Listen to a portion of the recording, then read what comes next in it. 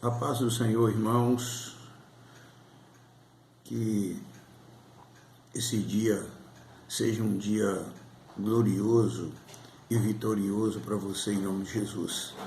Hoje é terça-feira, né, dia dos nossos grupos familiares. Vamos continuar mandando essa mensagem para você. E o que temos compartilhado, né, nesses dias a respeito das promessas do Senhor Jesus. Hoje eu quero dar direcionamento ao que está escrito na epístola de 1 João, capítulo 1, dos versículos de 6 a 9. Se você puder abrir a sua Bíblia e conferir comigo, né, o que está escrito, nós vamos ler e comentar algumas questões. Antes vamos orar, vamos pedir a Deus para dar direção para nós nessa breve meditação e que você possa recebê-la para fortalecimento da fé. Deus, eu quero te dar graças nessa manhã pela oportunidade de estar entrando em contato novamente com os nossos irmãos, amigos, todo aqueles e aquelas que vão ver e ouvir essa mensagem, que ela verdadeiramente seja para encorajamento nosso em momentos difíceis. Grande parte dos nossos problemas, ele não vem de outras pessoas, mas grande parte vem de nós mesmos, porque não aprendemos a reconhecer a palavra do Senhor como a real e única orientação para a nossa vida. Então, nesse momento, nós vamos deixar essa palavra orientadora para os nossos irmãos e amigos, em nome de Jesus. Amém. Então, vamos lá. Em 1 João, capítulo 1, do versículo 6 a 9, está escrito: se afirmarmos que temos comunhão com Ele, mas andamos em trevas, mentimos e não praticamos a verdade. Se, porém, andamos na luz, como Ele está na luz, temos comunhão uns com os outros, e o sangue de Jesus, seu Filho, nos purifica de todo pecado.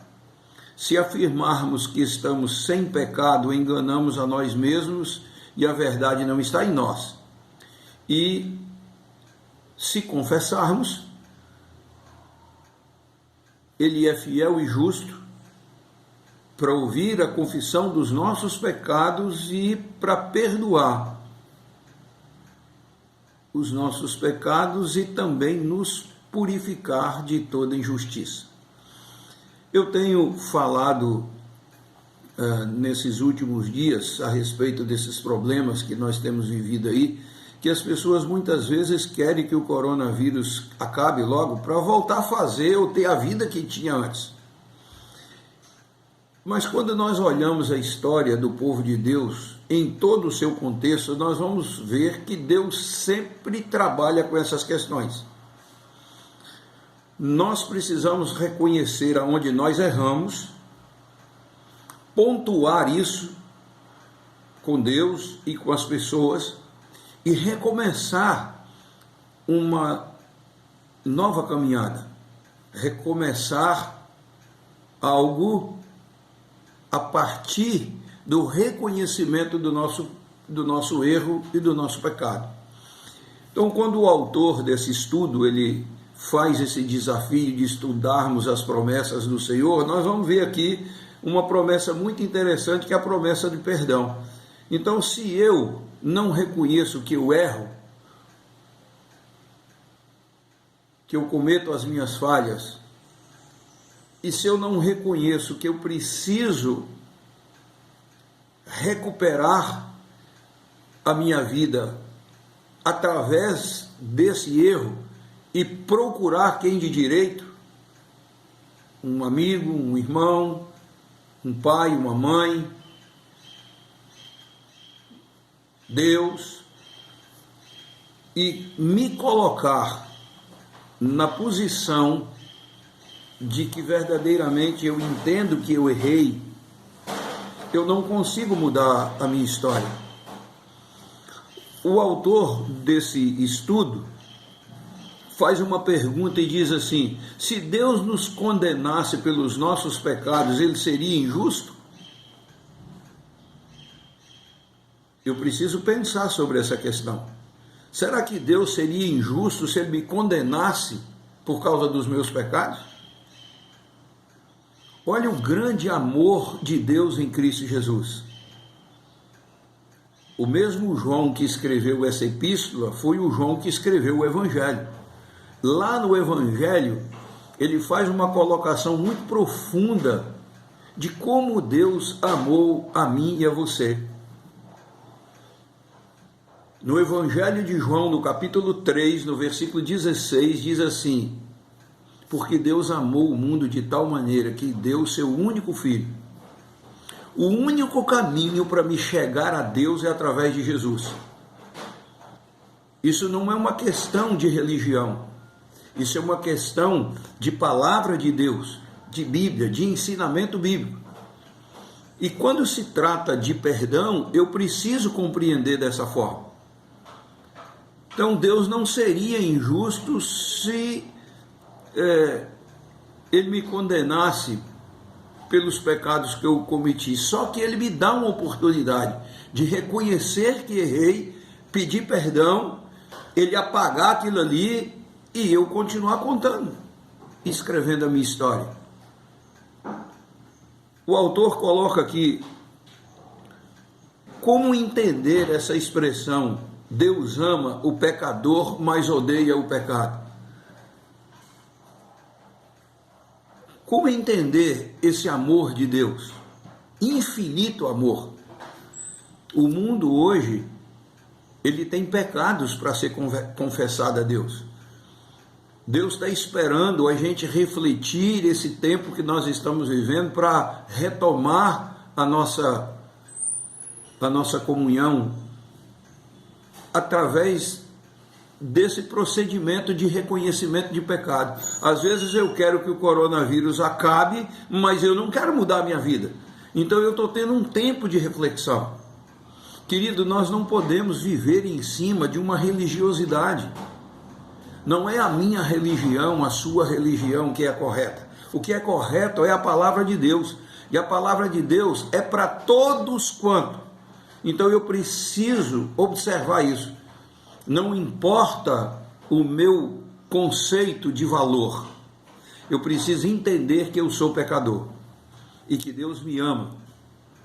Então, Deus amou de tal maneira que criou um processo. Ele acabou com o tempo da lei e estabeleceu o tempo da graça através de Jesus Cristo, para que em Cristo Jesus nós reconhecêssemos a nossa pequenez. Quantas vezes a gente pratica atos ou nós temos comportamento de muitas vezes acharmos que somos superiores aos outros, achar que a minha igreja é melhor do que o outro. Não, eu preciso entender que a igreja ela tem que caminhar de acordo com o padrão que a Bíblia estabelece para nós, e não seguir um padrão que foi estabelecido por homens e pessoas. Não é assim. Em tudo eu preciso ter reconhecimento de erro, de perdão, e edificar dali para frente, começar uma nova construção. O autor ele coloca aqui também, qual é o efeito do perdão na nossa vida? Querido, a melhor coisa que pode acontecer comigo, com você, é quando eu reconheço que erro e peço perdão. Eu tanto posso fazer isso individualmente, como eu posso fazer isso coletivamente. Olha a oportunidade que os nossos líderes hoje têm de aparecer na mídia e ganhar crédito com as pessoas. Eu não me envolvo com essas questões políticas, mas ganhar crédito com as pessoas dizendo assim: olha, eu quero pedir perdão ao vivo aqui, porque eu errei, porque eu falei de uma forma errada, porque eu fui grosseiro, porque, sabe, o pessoal da mídia que publica as coisas dizer assim: olha, eu quero pedir perdão porque nós obedecemos a regras, a normas e às vezes ofendemos as pessoas, quero pedir perdão. Querido, toda vez que o nosso comportamento for nessa direção, nós ganhamos crédito com as pessoas. Qual é o efeito, então, do perdão na nossa vida? Quando o perdão é praticado na nossa vida, a gente pode dizer assim, uma expressão simples, eu me sinto mais leve, eu me sinto mais... Sabe o que é isso? É porque você ganha paz na sua alma, ganha paz no seu entendimento e o seu ser, a sua natureza, ela vai se encontrar de uma forma que você vai se sentir leve. O perdão provoca isso na nossa vida. Muito bem. O que é preciso acontecer, então, antes de recebermos o perdão? Então, muitas vezes eu e você gostaríamos de receber o perdão de alguém. E o que é que precisa acontecer? Precisa que haja iniciativa de dizer eu errei, por favor me perdoa. Precisa de ter confissão e arrependimento. Então, a partir do momento que você fala e que você se arrepende, o perdão vai acontecer. Eu quero que nesse dia você seja agradecido a Deus por ouvir essa mensagem, por refletir sobre essas questões. Nós vamos tirar um tempo para poder orar hoje e agradecer a Deus e falar: Senhor, toca no meu coração, para me procurar as pessoas, mesmo que não seja eu que ofendi, mas que eu entenda que eu fui ofendido por alguém. Toma a iniciativa, diga: olha fulano, olha Beltrano, eu estou te procurando porque eu quero consertar essa situação com você. Esse é um procedimento cristão. Que Deus possa te abençoar, querido, nesse dia. Nós vamos orar mais uma vez, agradecendo ao Senhor por essa oportunidade e que você verdadeiramente reflita sobre essas questões.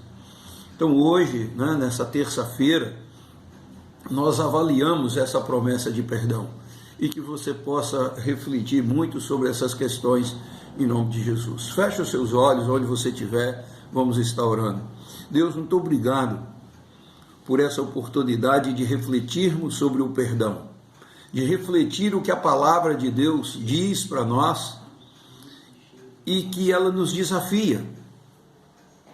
É muito oportuno nós sermos desafiados a perdoar. Isso causa um bem na nossa alma, isso traz paz para o nosso coração. Que o Senhor possa nos abençoar, ó Deus, que essa reflexão, ela cause mudança nas nossas vidas.